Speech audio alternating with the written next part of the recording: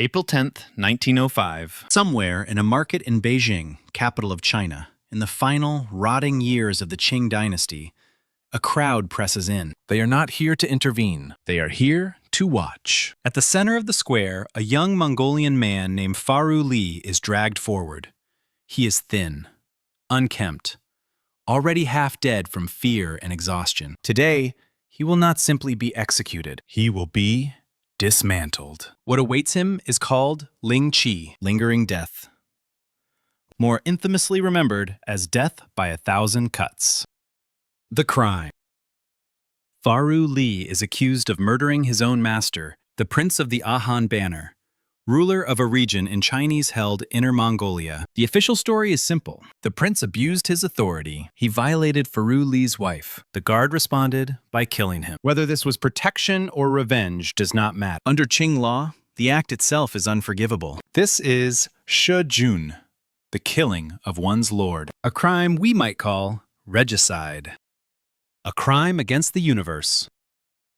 Under Confucian ethics, violence against one's father, master, or emperor is not merely illegal, it is unnatural. It fractures the cosmic order. It invites chaos into the world. Faru Li's act belongs to the category known as the 10 Abominations, crimes so vile that they poison not just society, but nature itself. Anyone guilty of such an offense is beyond mercy. No pardon, no mitigation. Not even the emperor may intervene. The sentence. The Mongolian princes demand Faru Li be burned alive. The emperor refuses. Burning, he decides, is too crude. Instead, he chooses something more refined, more ceremonial, more educational. Lingchi, cruelly ironic, because Lingchi is already scheduled for abolition. In less than 2 weeks, the authorities act quickly. They are running out of time. On April 10th, 1905, Faru Li is sentenced to die slowly, publicly, and in pieces. The process. Faru Li is bound to a wooden frame. His arms are wrenched behind him. His body is stripped naked, his skin exposed to the crowd, and the blade. The executioner steps forward with an instrument so sharp, it barely needs pressure. The first cuts are deliberate. They begin at the extremity: thighs, calves, forearms, fingers, biceps. Flesh is removed in sections. Not enough to kill, only enough to hurt. The executioner works inward. Muscles peeled away, ribs exposed, limbs amputated, piece by piece. Faru Li drifts in and out of consciousness, dragged back each time by pain. Sir Henry Norman, describing Lingchi, wrote, "The executioner grasps handfuls of flesh from the thighs and breasts and slices them away. The limbs are severed gradually. Wrists, ankles, elbows, knees, shoulders, hips. Death is postponed. Suffering is the point. Only when the executioner senses life slipping away does he drive the blade into the chest and through the heart." Desecration.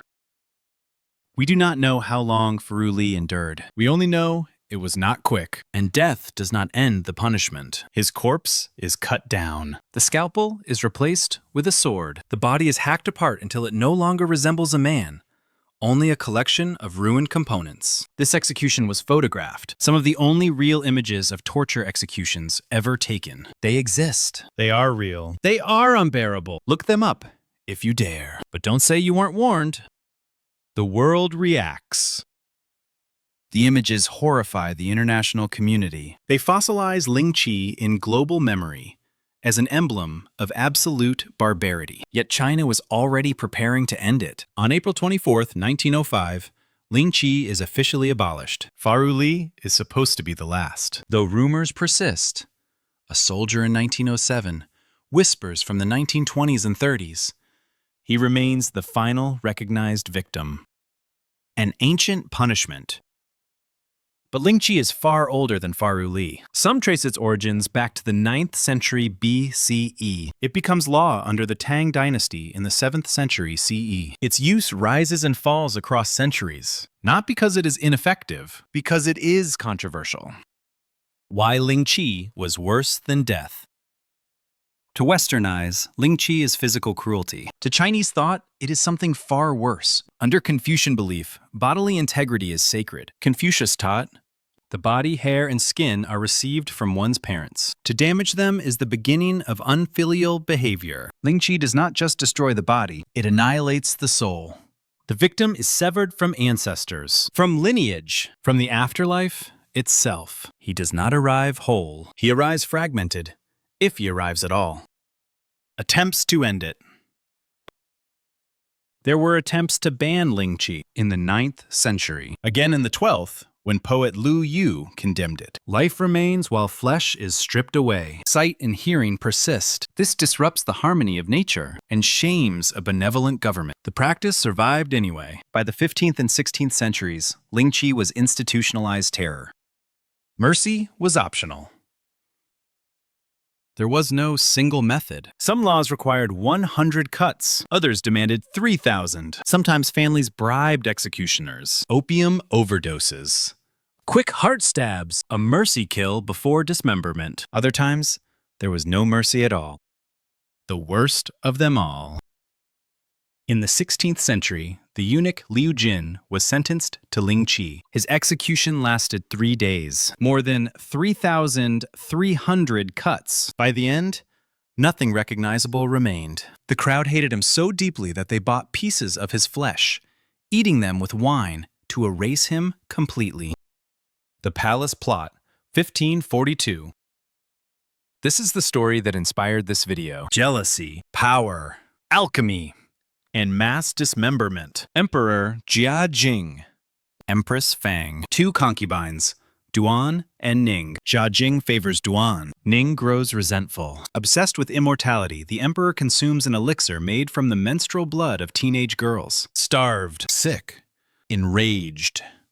A conspiracy forms. The girls attempt to strangle the emperor. They fail. Empress Fang orders all of them executed, including the girl who tried to save him. 17 girls, almost all children, all sentenced to Lingchi. Their remains are hung on meat hooks. The final cruelty.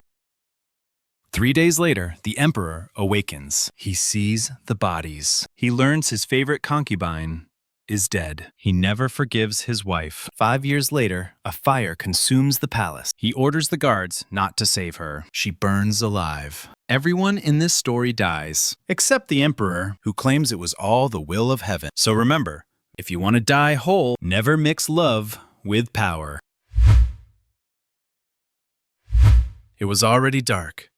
Not the gentle darkness of nightfall, the heavy kind, the kind that presses down on your lungs. Versailles was quiet, a palace built to glorify power, holding its breath. A man waits in the shadows. He is not important. No title, no rank, no legacy, just a body shivering in the cold. Robert Francois Damiens, a servant, invisible by design. Stone arches tower above him. Marble floors polished to reflect kings. None of it belongs to him. The cold creeps through his clothes, through his skin, into his thoughts. He has been waiting for hours. Not praying, not hesitating, waiting. Footsteps, metal clinks, voices approach. The guards appear first. Then, the king, Louis XV, steps forward. Alive. Protected. Untouchable. A man who has never known fear. Damiens does not see a king. He sees a symbol. A living embodiment of everything crushing him. Hunger. Obedience. Silence. This is not bravery. This is pressure finally finding a crack. The distance between them collapses. 3 steps. 2. 1. The knife moves before thought can stop. Steel enters flesh. Not clean. Not precise. Violent. Ugly. The king screams. Bloodstained silk. For one frozen heartbeat. The world stops. Then it explodes. Shouts. Boots. Hands. Damien is dragged to the ground. Pinned. Crushed.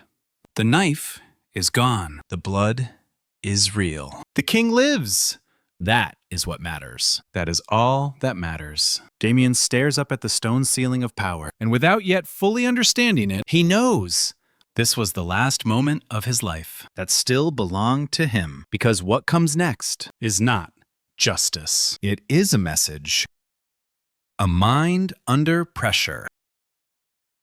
They would later call him many things. A fanatic, a madman, a monster, because it is easier to destroy a monster than to understand a man. Robert Francois Damiens was not born dangerous. That is the truth no one likes. No prophecy followed his birth. No destiny marked his childhood. Only poverty, routine, obedience. From the beginning, he learned one rule: stay small. Do not speak too loudly. Do not ask questions. Do not look too high. In France, power lived far above your head, and it never looked down. Damiens served. That was his life. Serving officers, serving priests, serving men who debated ideas. They would never pay for themselves. And Damiens listened. That was his first mistake. Listening. In quiet rooms, behind closed doors, he heard words that did not belong to him. Injustice, tyranny, corruption, God betrayed, the people abandoned. These words were spoken comfortably, casually, between meals, but Damiens carried them home. He carried them into hunger, into cold rooms, into silence. Ideas are dangerous when they fall into fragile minds, or maybe when they fall into honest ones, without protection. Damiens did not understand politics. He understood pain. He understood humiliation. He understood what it meant to live under a system that crushed you without ever knowing your name. He lost jobs again and again, always for misconduct, never explained, never forgiven. He became a rumor, a joke. They called him Robert the Devil. And something inside him began to decay. Not rage, something slower, something quieter, confusion. He tried to make sense of a world that spoke endlessly about justice, while delivering none. A king chosen by God, a church silenced by politics, a people starving beneath gold ceilings. None of it aligned. So his mind did what powerless minds are forced to do. It simplified. It reduced everything to one shape, one body, one solution: the king.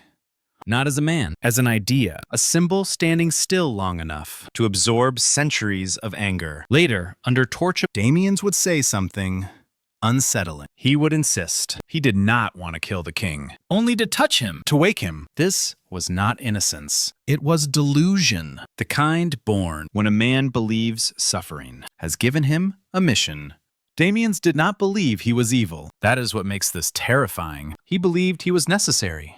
A correction, a signal, a hand reaching too high because everything below was collapsing. The knife was not courage. It was mental exhaustion. A man who could no longer carry the contradictions in his head. And the state would take advantage of that because confused men make perfect examples. Damiens would soon learn a final truth. The monarchy did not need to understand him. It needed to erase him slowly, publicly, painfully, because fear works best when it wears a human face. And the king was watching.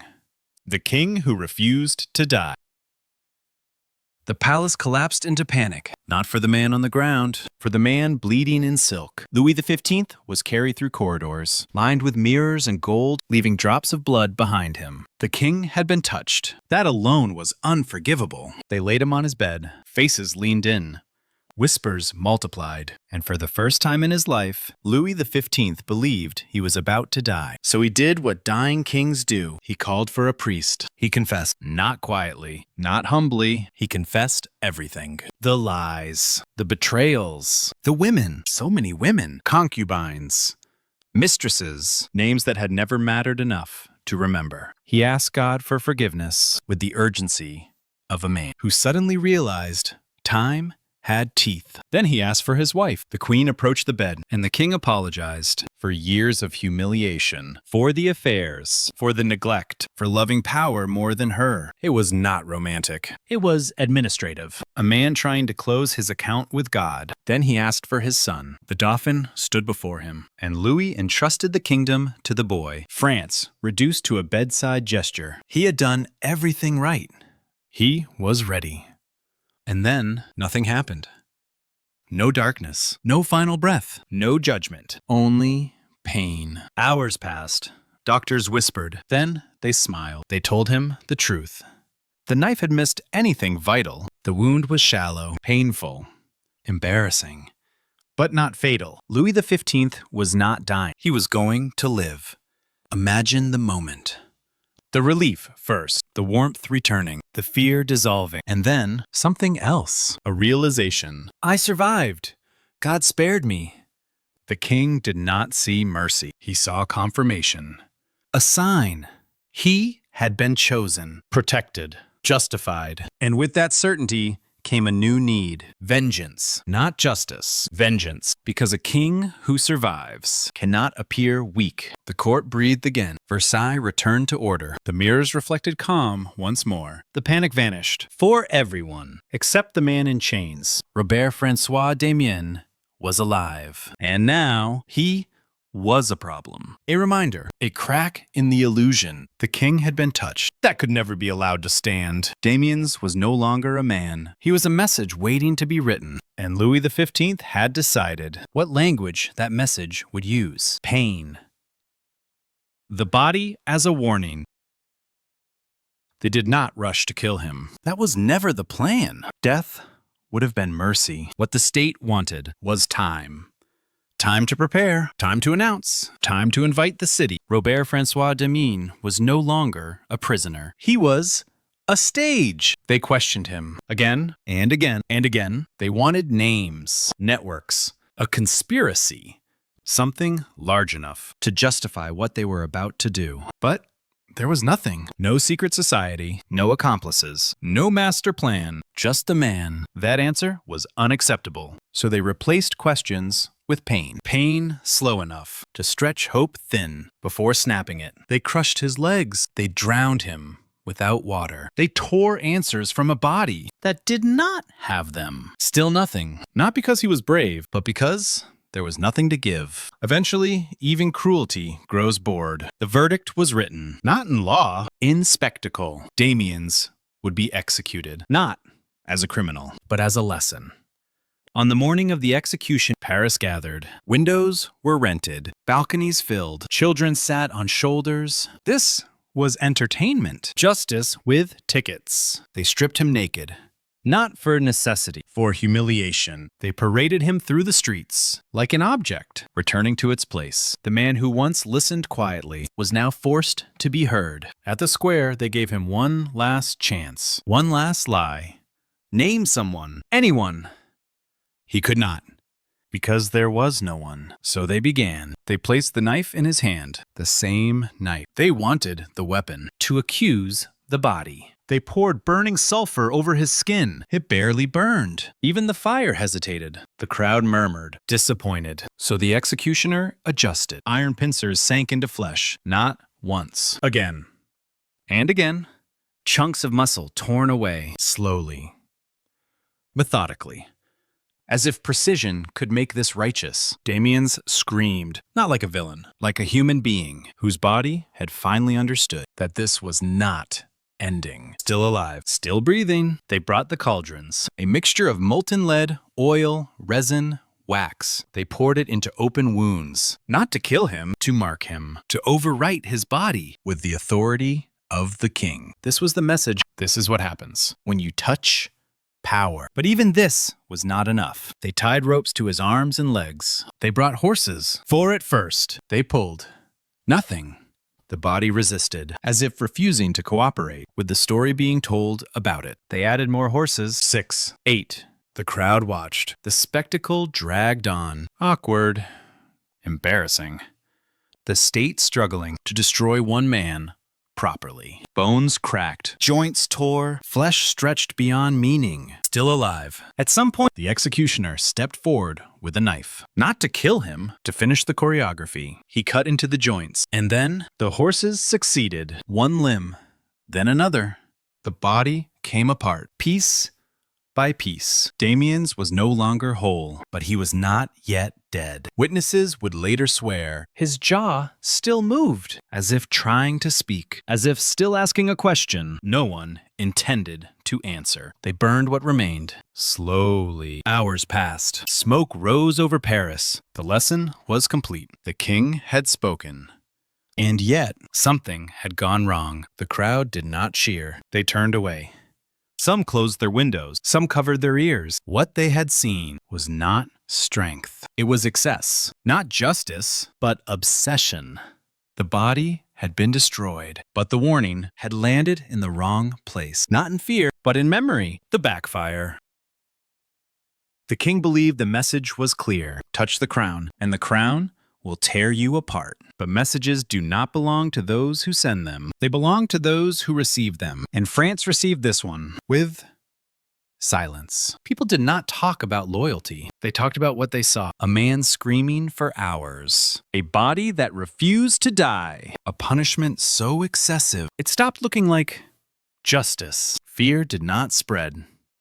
Disgust did. Even the elites turned away. The same men and women who paid for windows overlooking the square could not endure the sound. They closed their shutters. They blocked their ears. Some left early, not out of mercy, out of shame. They had come to witness authority. They witnessed obsession. They had expected order. They watched chaos. The state struggling publicly to tear one fragile body apart. The execution did not restore faith. It cracked it. Because power that needs to scream is already losing control. Soon, people stopped talking about Damiens as a criminal. They talked about him as a warning, not against rebellion, against the monarchy. Philosophers took notes. Writers remembered. Thinkers asked the dangerous question, if this is how a king punishes, what does that say about the king? The story spread, not as rumor, as evidence, that the crown no longer governed by reason, but by terror. That law had become theater. That suffering had become policy. Years passed, but the image stayed. The body pulled apart in public, the screams echoing through stone, the silence afterward. It became symbolic, a metaphor carved into flesh. When people later spoke of tyranny, they did not need to explain. They simply said his name.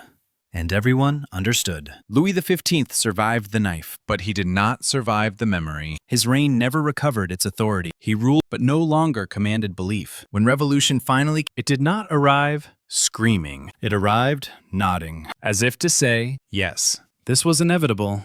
The monarchy believed it had erased a man. Instead, it had created an idea and ideas. Do not burn.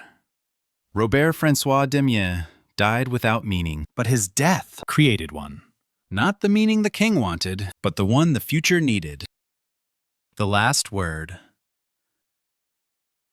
Power believes pain is persuasive, that if suffering is loud enough, obedience will follow. But pain does not convince, it remembers. The monarchy wanted fear. It created memory, a memory passed quietly from mouth to mouth, from mind to mind. A memory that asked a simple question, if this is justice, what must injustice look like? Robert Francois Damiens did not overthrow a king. He did something far more dangerous. He revealed him, not as a ruler, but as a man afraid of being touched. The crown mistook survival for legitimacy. It mistook vengeance for strength. It mistook cruelty for control. And history waited. Years later, the knives would return, not in shadows, but in crowds. Not whispered, but shouted. And this time, they would not miss. Damiens did not die a hero. He did not die innocent. He died useful, used by power to expose its own decay. His body was destroyed, but his suffering outlived the throne. Because when authority abandons reason, it leaves behind only terror. And terror always teaches people how to hate it. The king survived the wound. The monarchy did not. And that is the last word. The first sound is not a scream. It's leather cutting the air. Then, impact. A wet sound. Heavy. Final. Like cloth tearing. Except it isn't cloth. It's 60 CE, Roman Britain. You're pressed into a crowd so tight you can't lift your arms. Stone at your back. Bodies at your sides. You can barely breathe. No one speaks. No one moves. Not because it's forbidden, because this is expected. At the center of the square stands a wooden post. Plain. Unmarked. Used. An instrument. A woman is bound to it. Tall. Broad-shouldered. Her red hair hangs loose, already dark with sweat and blood. Her back is bare. Not by choice, by order. Her name is Boudica, Queen of the Iceni. Widow. Mother. Rome recognizes none of that. A Roman soldier steps back. Not angry, not rushed. He measures the distance the way a craftsman measures wood.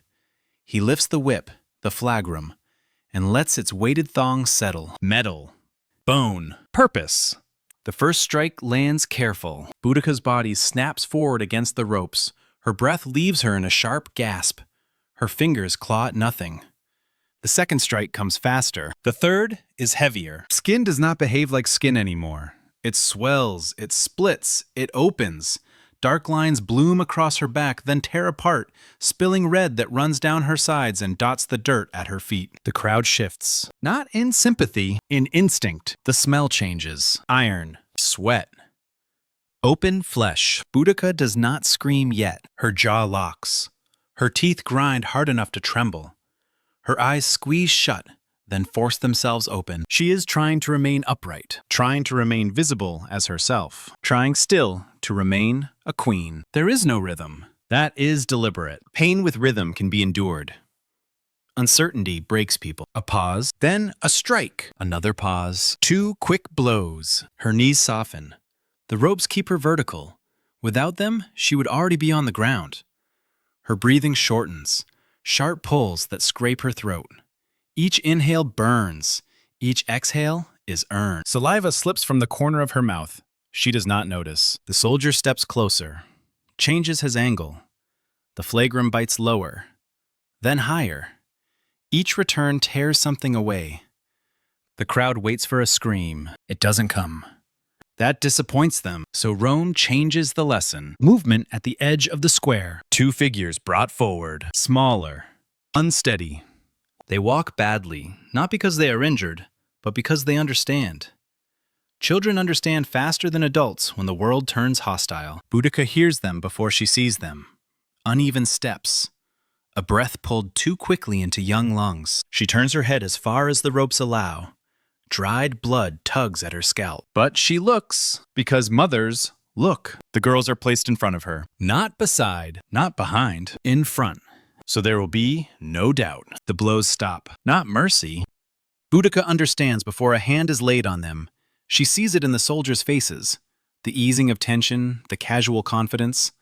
The look of men who have finished their duty and are moving on to what they consider a reward. Her wrists twist violently in the ropes. Torn skin opens again. Fresh blood runs. She screams. Not a word. Not a plea. A sound. Raw. Broken. Animal. She throws her weight forward again and again, ignoring the fire ripping through her shoulders, the bite at her wrists. She does not care. She is no longer a queen. She is no longer even a woman. She is a mother being forced to watch. Hands seize the girl's arms. They resist, weakly. Desperately, 2 against many. The soldiers drag them away slowly, deliberately. Slow enough for her to understand. Fast enough that she cannot stop. Boudica screams their names. Names history will not keep. She promises what she cannot deliver. She begs in a language Rome does not care to understand. She curses with every god she knows. Nothing stops Rome. The square goes quiet. Not empty. Quiet. The sounds continue, but elsewhere. Doors closing, voices, laughter, kept low but not hidden. Boudica remains bound, naked, bleeding, upright. She cannot collapse. She cannot follow. She cannot intervene. She waits. Seconds stretch until time loses shape. The mind tries to flee and fails. Every sound becomes a blade. Every pause a cruelty of its own. She closes her eyes, then opens them again. Because closing them creates images. And imagination is worse. This is Roman law, not the whip, the waiting. Forced to watch, when waiting becomes the real torture.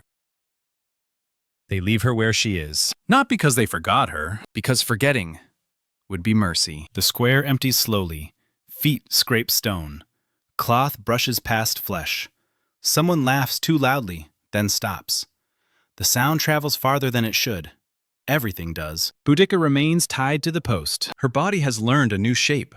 Shoulders pulled back too far, chest stretched open, muscles locked in a position they were never meant to hold. Blood dries where it ran, stiffening her skin until every breath pulls at it. Time stops behaving. Moments no longer line up. They stack. A door closes somewhere behind her. She flinches. Another sound. Metal on metal. She flinches again. Her body reacts before her mind can decide whether it matters. This is how waiting works. It trains you to fear everything. She listens. For footsteps coming back. For footsteps going away. For voices she recognizes. For silence that lasts too long. Her mouth is dry. When she swallows, it hurts. When she breathes, it hurts. When she doesn't breathe, it hurts worse. She tries to count. The count falls apart. She tries to remember the last thing her daughter said to her that morning. She can't. The memory slips away the moment she reaches for it, replaced by the sound of ropes tightening. That sound won't leave. She closes her eyes. Images rush in. She opens them again immediately. Open eyes are safer. Open eyes keep the world outside her head. The square looks different now. Smaller. Emptier. A few soldiers remain, leaning on spears, talking about nothing. They don't look at her. Looking would mean acknowledging her as something more than an object left behind. She is not allowed that. Minutes pass. Or hours. There is no marker. The sun shifts. Shadows crawl across the stones at her feet. One of them touches her toes, then moves on. She wonders if her daughters can see the same sun. The thought cuts deeper than the whip ever did. A sound reaches her from somewhere behind a wall. A muffled cry. Or maybe it's laughter. The difference blurs. Her stomach tightens until she thinks she might vomit, but nothing comes. Waiting is not empty. Waiting is full of possibilities you cannot escape. She remembers Roman law, treaties, the will her husband wrote, half to Rome, half to their daughters. A desperate attempt to be reasonable with an empire that feeds on reason. Rome accepted the paper, then burned the meaning. She understands now. Law is a language spoken only by the powerful. Everyone else is expected to listen in silence. A guard shifts his weight. Armor creaks. She tenses, ready for something. Anything. Nothing follows. The guard keeps talking. Her heart does not slow down. This is how Rome breaks you without touching you. Eventually, footsteps approach. Real ones. Measured. Official. Her breath catches. Muscles tighten. Her mind races through outcomes. Will they bring the girls back? Alive? Broken? Not at all? The steps pass her. No one stops. Something inside her collapses quietly. Not hope. Hope died earlier. Something simpler. Expectation. She lowers her head for the first time. Blood drips from her chin and darkens the dirt. She watches it fall, one drop at a time, because it gives the moment shape. Because it proves time is still moving. A Roman historian will later summarize this entire day in a sentence. A clean sentence. One that fits neatly on a page. The daughters were handed over to the soldiers. That sentence will survive. The waiting will not. No one will record how long she stood there afterward. No one will note how the pain in her shoulders became background noise, replaced by something colder. No one will write about the moment she realized that survival itself could be weaponized. At some point, the ropes are loosened. Her body doesn't respond fast enough. She falls forward, face first into the dirt, too weak to break the fall. The impact knocks the air from her lungs. For a second, she wonders if this is how it ends. It doesn't. Hands grab her arms, rough, impatient. They drag her across the stones. Her skin scrapes. She leaves a smear behind her, a faint trail that fades quickly under other feet. The square returns to normal. People pass through it later that day. Children run across the stones. Merchants argue. Life resumes around the place where a queen waited and learned exactly how far Rome was willing to go. In a dark interior, she is left alone. Here, the waiting changes shape. It becomes quieter, heavier, the kind that presses inward, the kind that forces your thoughts to turn back on themselves. She thinks of her daughters again, not their faces, their absence. She understands something then, with a clarity that frightens her. Rome is not finished with her. Rome rarely kills what it can keep. And whatever happens next, whatever shape her life takes from this moment on, it will exist only because Rome allows it to exist. That knowledge settles in her chest and hardens. Waiting has done its work. When she eventually stands again, she will not stand as she did before. Something essential has been stripped away, and something else, colder, sharper, has taken its place. The rebellion ignites. How Boudica turned pain into fire. The stories move faster than legions. They move from mouth to mouth, from hearth to hearth, carried by people who do not whisper. A queen flogged, princesses taken, Roman law written into living flesh. People listen, not because they are curious, because they recognize themselves. Mothers hear it and feel their stomachs tighten. Fathers hear it and see their homes measured by strangers. Tribes who had bent, who had paid, who had waited in silence for years, suddenly understand what waiting buys. Nothing. They come in small groups at first, then larger ones, then so many that counting stops mattering. Boudica stands before them. She does not plead. She does not promise. She turns her back. The scars are still there, dark, raised, uneven. Proof that the whip was real, that the waiting was real, that Rome does not stop once it starts. She speaks their names, not as enemies, as witnesses. When she faces them again, her eyes are empty of doubt. The hesitation that once lived there died at the post. The first target is Camulodunum, Rome's capital in Britain. Unwalled, confident, built on the assumption that fear would last forever. It doesn't. The attack comes fast, too fast for messages to travel, too fast for help to arrive. Veterans who once wore armor now hide behind doors. Temples meant to honor Roman gods become trapped. Fire finds wood. Wood finds breath. The city burns. Not in pieces, all at once. Boudica rides at the front. Her chariot cuts through smoke and screams. She does not look away. She does not flinch. Each collapsing roof, each cry from within the flames is answered by a memory. The post. The whip. The waiting. And the place where her daughters stood? Empty. Londinium comes next. Bigger. Richer. Louder. The Romans try to evacuate. Some escape. Many do not. The streets clog with people who believe trade made them untouchable. Boudica watches the fire take the market first. Stalls collapse. Goods melt into shapeless pools. Gold runs like water through the gutters. The same gold Rome weighed in its hands while deciding her fate. She does not smile. Satisfaction is not what this is. This is balance. Verulamium follows. The pattern is clear now. No negotiations, no mercy, no surrender. Anyone tied to Rome is Rome. Tacitus will later count the dead. Tens of thousands. A number meant to shock. Meant to justify what Rome will do next. Numbers do not capture the sound of walls giving way, the sound of screaming that does not end quickly, the sound of an empire realizing it miscalculated. Boudica watches it all. Her gaze does not wander, it does not soften. It moves from fire to fire, from body to body, measuring what has been returned. She remembers the moments the blows stopped, the silence. She remembers how the waiting felt longer than the pain. Now Rome waits. Messages fail to arrive. Reinforcements come too late. The certainty that once wrapped Roman Britain tight begins to unravel. For the first time, Rome reacts instead of commands. Before the final battle, she speaks again. Not as a queen defending land, as a mother naming a debt. She tells them what was done. She tells them why there can be no going back. She tells them that this is not a war for territory, but for the right to exist without asking permission. The legions regroup. Discipline answers fury. Order grinds forward the way it always has. The end comes hard and fast. Rome wins the field! But it does not win the meaning, because long before the last shield falls, the lesson has already traveled. Rome can be bled. Rome can be made to wait. And once people learn that, they do not forget. Boudica rides once more through smoke and ash, her eyes reflecting the fire she set in motion. She does not look like a queen. She looks like an answer. Death over chains. Why Boudica chose poison.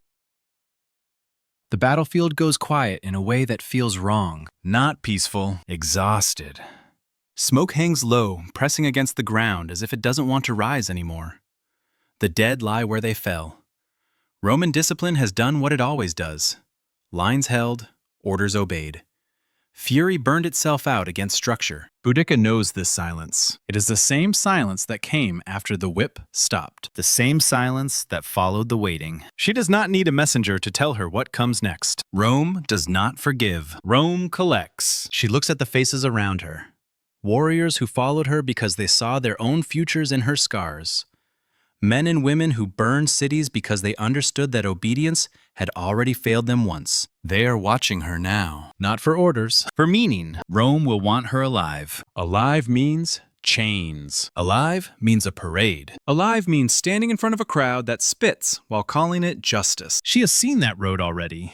It begins with ropes. It continues with waiting. It ends with years spent as proof that resistance leads only to survival on Rome's terms. A living queen is more useful to Rome than a dead one. A dead queen becomes a story. She thinks of the post, the exact height of it, the way the rope bit into her wrists, the moment the blows stopped and something worse replaced them. She thinks of the space in front of her where her daughter stood, empty. She understands then that Rome will not stop with her, that if she lives, she will watch everything she has left be folded into the empire, piece by piece. Names changed, memory softened, bloodlines diluted, until nothing remains that can remember what was taken. That is the future Rome offers. She refuses it. The poison is bitter, sharp, immediate. There is no ceremony, no witness, no Roman hand deciding the moment. She takes control of the only thing Rome cannot legislate. Her body reacts quickly, faster than pain, faster than fear. The ground rises to meet her. The sky tilts, then steadies, then disappears. As her breath shortens, one thought remains. Not revenge, not victory. Relief. Relief that she will never stand in chains while strangers decide whether her life is useful. Relief that she will never be paraded as an object lesson. Relief that Rome will not get to watch her survive. Her daughters' names pass through her mind one last time. Still unrecorded, still real. When she dies, Rome wins the field, but it loses the ending. There will be no triumph, no golden chains, no living warning, only absence. And absence is something Rome never learned how to control. The wooden post still stands, Rome's cruelty remembered. Long after the fires burn out, the post remains. Not this one, not the wood that held her wrists, but the idea of it. Rome tears down cities. Rome rewrites laws. Rome absorbs bloodlines until nothing recognizable remains. But Rome always leaves the instrument behind. In records, in ruins, in habits. The square where Boudica stood fills again. People pass through it without slowing. Children run where blood once soaked into the ground. Merchants argue over prices. Life arranges itself around what happened there and pretends not to notice. That is how empires survive. They turn pain into scenery. A Roman historian writes her story carefully. He records the rebellion, the battles, the numbers. He gives Rome structure and reason. He gives it order. What he cannot give it is silence, because the first sound still exists. Not the scream, the leather-cutting air. The moment when a queen learned that Roman law was not law at all, but permission granted and revoked at will. The moment when survival became more dangerous than death. Every captured queen understood this after her. Some were paraded, some were broken slowly. Some disappeared into villas, into households, into anonymity. Boudica chose differently. She denied Rome the final scene. No chain scraping stone. No crowd deciding her worth. No years spent existing on borrowed time. The post did not get to watch her age. That refusal is why the story survived. Rome wanted her reduced to a footnote, a cautionary example. Instead, she became a measure of how far an empire will go when challenged, measure of what remains when everything is taken. The post in the square taught a lesson Rome never intended, that there are fates worse than dying, that waiting can be a weapon, that sometimes the only victory left is choosing the end yourself. 2,000 years later, the square is quiet again. You can stand there now, you can breathe easily, you can walk away, but if you listen closely, the sound is still there. Not the scream, the leather, and the moment it stopped meaning obedience. If this story stayed with you, remember why. Because forgotten is not gone, and what waited once can always wait again.